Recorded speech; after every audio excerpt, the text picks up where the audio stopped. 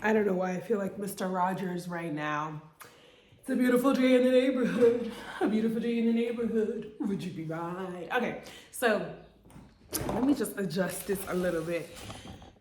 As promised, I was going to record the next video.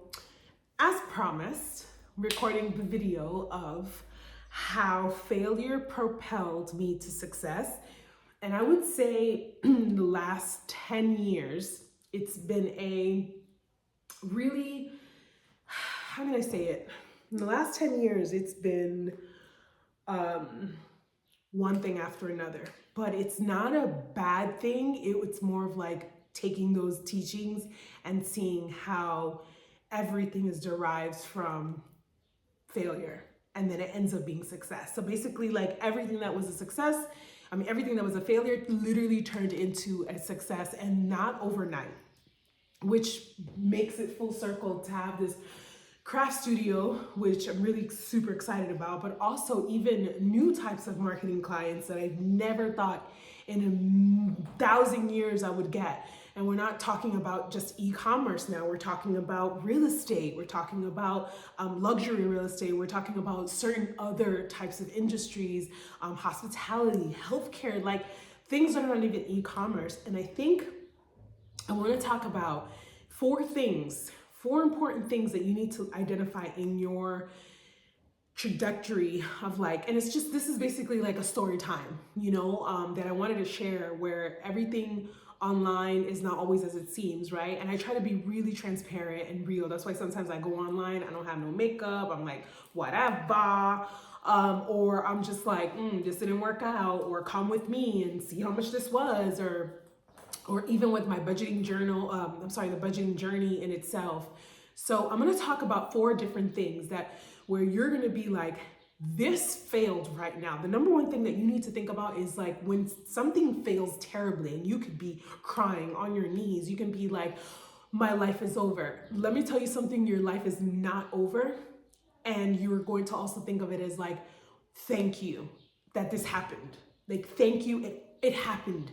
Whether it took too long or it happened too quickly, like, I don't think that we take enough time to really be in that uncomfortableness because we want to get out of it. Like, trust me when I tell you, I want to get out of all these bad situations or horrible situations or situations that kind of like take me to think like, why the heck am I doing this? So I talk about this very candidly and very open. And every single opportunity when people ask me about business, I said, I am so happy that I failed in one of my major businesses. As a matter of fact, my very first business that I ever was fashion. I was a fashion designer.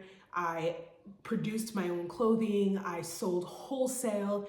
And my very first time, which again, failure propelled me to success. First time I spent over $10,000 doing a production that literally failed and no one purchased. Yes. And I was a fashion designer and I was looking for a production and I wanted to get my stuff made, and I was like trying to find someone who would be real and honest. And you're impressionable, you're young, you're wanting to be a designer like everyone else in the 2000s. And not like everyone else, because I've always loved fashion, but I lost $10,000 out of the gate in a production where I literally didn't make any money. And it's because I didn't treat fashion as a business, which then later propelled me, that failure that sat with me in college, later propelled me to even open my entire marketing strategy and marketing and business. And it was called Fashion is a Business. And I was teaching designers and other people, stylists and other people in fashion, makeup artists, how to treat their brand like a business and not just this costs $5. Oh, I'm gonna make $5, whatever the case might be. That was my first example. I absolutely loved fashion, did it for so many years, and then I literally got burnt out. I made money from it and I got the high, but the industry changed drastically. When I tell you the industry changed, the people just different, the way fast fashion was becoming, and it wasn't sparking my joy. And this is why I'm saying, like, number two, Allow yourself to change unapologetically, for the person in the back to listen to what I just said. Because we feel like every time that we're changed, we're like, oh my God, I don't know if I'm changing my mind. Does this mean I'm indecisive? Or no, it took me a while to say, no, I don't want to do this. Now, I still stayed in marketing and I still stayed in business, but I really got out of the fashion industry in itself. And life happened and I ended up having a hysterectomy. And one of the main things I was saying to one of my best friends on the phone was like, wow, I'll never be able to have children or whatever.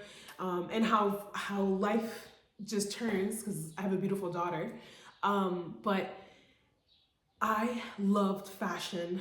I loved business. I didn't want to let go of the fashion completely, but I knew I didn't want to do clothing. I didn't want to sell lines. I didn't want to go to fashion shows. I didn't want to do all that. And something called me to open up a fashion cafe for kids, inspired by, of course, Paris, because I absolutely love France. And I opened up a kids fashion design and sewing cafe.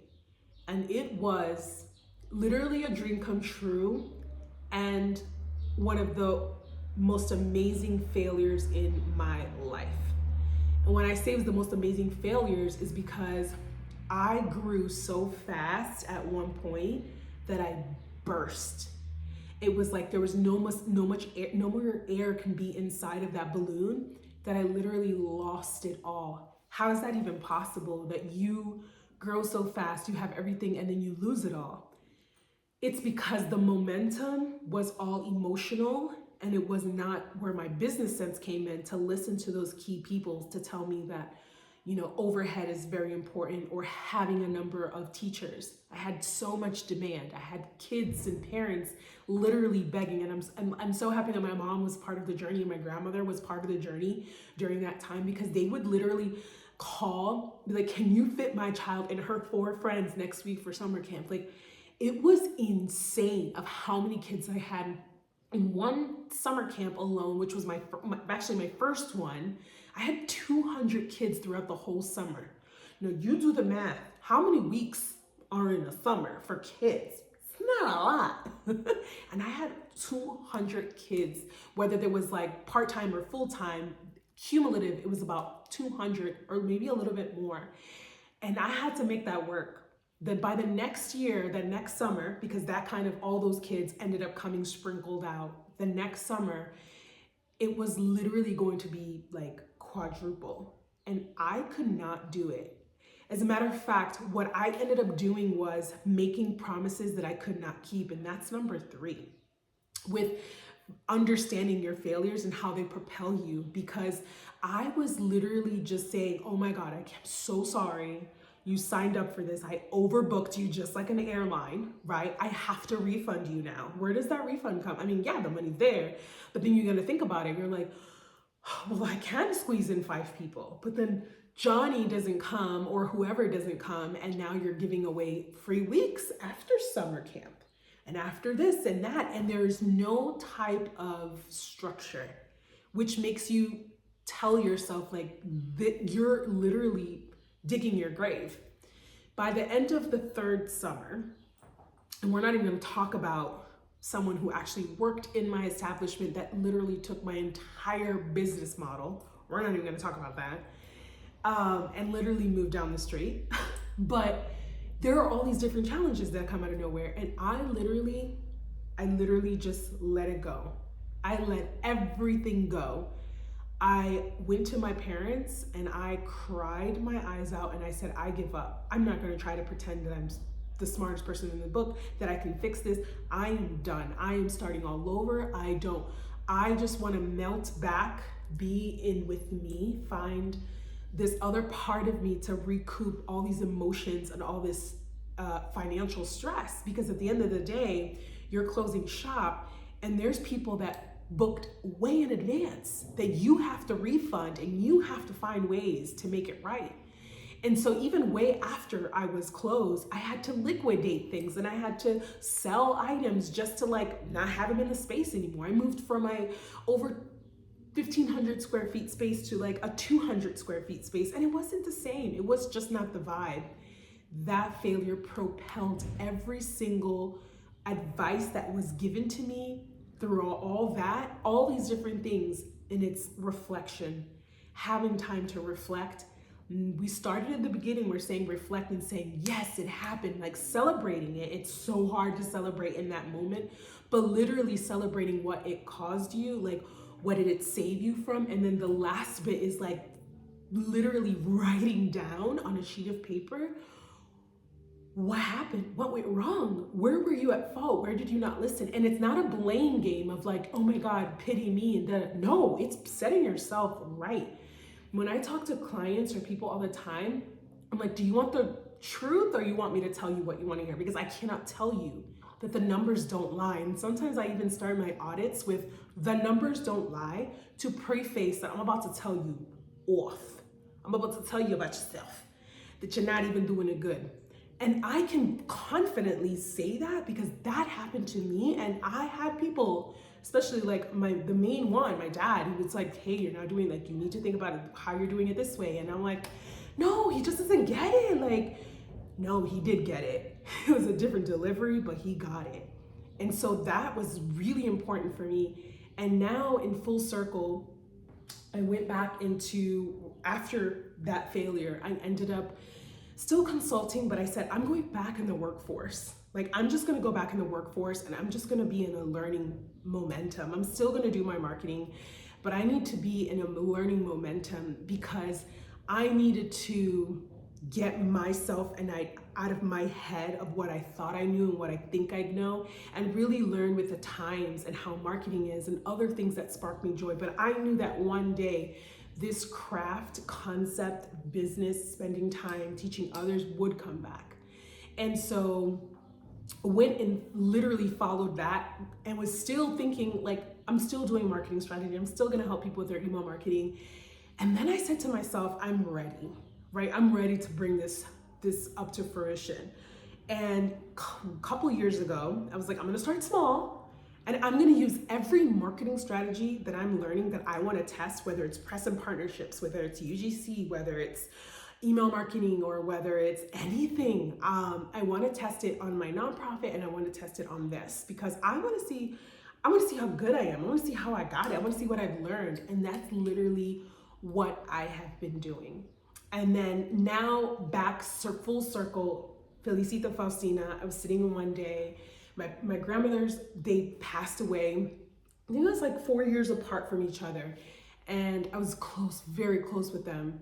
And I remember spending a lot of time with them. I mean, Felicita is my father's mother, and I literally grew up with that lady. Like, I lived with her in Dominican Republic. I was hanging out with her at like 10, 11 when she used to live in her condo. I used to be like, girl, I'm coming over.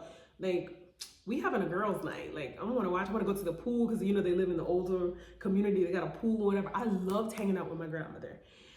And she was there in so many things. Like, that lady, I freaking love her. And then my mother's mother, Faustina, like, she was in deep when I had my fashion stuff. Like, I remember in New York City, I was in my first collective and I got to sell my clothes in the first collective in New York City, like in a store. Who does that, right? And those times it was very hard. My grandmother went with me. Like, we got on the train. I'm like, I don't know if my clothes are gonna be enough. Are they gonna be good? And she's like, you're at different things, because I love vintage. So I always used to bring different patterns and colorful, very maximalist. And she's like, you're different. Don't worry. Different is good. And as long as you look, as long as you go in there professional and tell them why you do it. And I got it that day. And all the times that she would go with me to Walter, shout out to Walter, he's my pattern maker in New York, and she would go huck and buck. She would even bring him food. Like, she was such a pivotal person in my life. And even before that, when I used to live in New York or even visit New York, I used to go and stay with my grandmother. Go literally on Saturday nights, go get from chicken wings, from the chinitos, from the Chinese place. We used to sit in the couch in the bed and literally kiki and watch like movies. Like, I loved hanging out with them. And what I loved about both of my grandmothers, they would share so many stories with me that I don't think any of my family members ever heard, ever knew, because we had this bond that they would tell me when they were younger, when they were in love, when they tried certain things. And I was like, oh my God. And that was quality time. And any time I was doing something creative, I would call them and ask them, and they would tell me, and that's that quality time. And I knew that if I was gonna do this again, it needed to be dedicated to them. And so this space is for that. Its space is like to spend quality time creating, crafting, disconnecting, laughing, kikiking, sharing stories.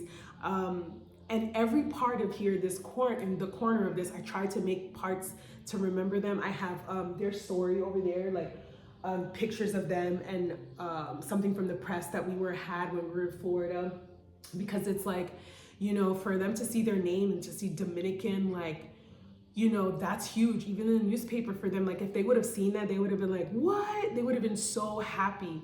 And then I have this that you can't really see, but let me see if I can put it this way. So it's basically like take a message, and you can literally, goes outside when we're open, and people can literally see what the message of the day is. And it says it in English and Spanish, because we have like, there's expats here as well. But they would always, and if you have a Latina grandmother, you know that they would always give consejos. They would always give you like, you know, you tell them, oh, this is happening. And then they'll be like, well, and they will always give you a good advice. Then I have over here, what makes you happy in Spanish. And then I have a little corner. It's you really can't see. Oh my God, this is bad. I should have given you guys a tour. But this is for like the kids that were all different. These are dolls that I made. I left the shutters down because I just came in here to do an order for someone for an event. But yeah, every little space I try to have a communal space where you can stand and sit, and then another space where it's more intimate, the sewing space, and then the rug tufting space. And we're gonna try to get some coffee, because you know, Latinos, we love coffee. Everybody loves coffee. Hello. So yeah, I literally just wanted to make this video. And I don't even do these kinds of videos. If you see my YouTube, it's more like, these are this, but I want to start bringing this up more because there's a lot of things that I'm going through right now as far as like having this business in a new country. Everything's new. Everything is like unknown, but that's what's exciting. And that's the last thing I think this is more than for. The last thing is like, if you don't go for it, somebody else will. But guess what else is gonna go for it? Time. Time is just gonna go. And you're gonna be sitting on that idea that you wish you would have, and all because of what? So I'm sitting here telling you this. We'll see what the story is in a couple of months. No, but I'm really optimistic that, you know, like, if you love what you do and you love, it's gonna come. People are gonna see that, and it's gonna exude. And so if you're a small business, do not give up, but really think about what your failures, how they propelled you in your life right now. And if you're just trying and you're doing it already. You're already succeeding, because there's a lot of people out there that don't even do it. So yeah, if you got a minuto, haga some marketing. I hope you enjoyed this little story time as promised. Now I'm gonna be sharing some marketing stuff. I got some really exciting stuff for marketing for now this spring and experiences. So keep in tune, because my next videos are gonna be about experiences and how you need to get people in the door. And I'm not talking about online, like e-commerce only, I'm talking about personally indoor. And if you're an e-commerce brand, you can get people in the door. It's time to get out. We're not in COVID time. It's time to do experiences. It's time to do events. It's time to do partnerships. And I have a lot of exciting things in the works that I cannot wait to share with you guys, as far as what we worked on last year just to prep to keep the momentum. And yeah, I'll see you next time. Bye.